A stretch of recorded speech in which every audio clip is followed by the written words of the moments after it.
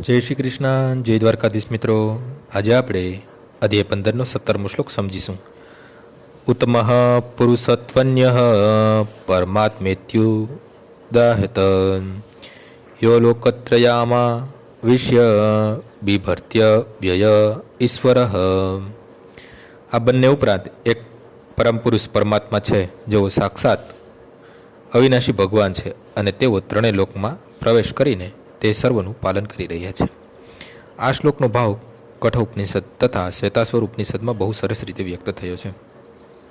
તેમાં એમ સ્પષ્ટ રીતે કહ્યું છે કે કેટલાક બદ્ધ તથા કેટલાક મુક્ત એવા અસંખ્ય જીવોના નિયતા એક પરમ પુરુષ છે કે જે પરમાત્મા છે.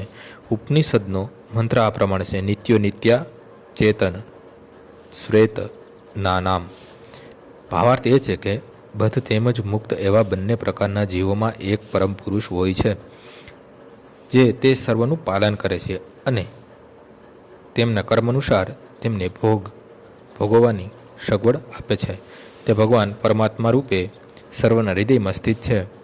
જે બુદ્ધિશાળી મનુષ્ય તેમને સમજી શકે છે તે જ પૂર્ણ શાંતિ પામે છે, અન્ય કોઈ નહીં. આજનો શ્લોક અહીં પૂર્ણ થાય છે. આવતીકાલે ફરીથી સવારે 6 વાગ્યે મળીશું. જય શ્રી કૃષ્ણ.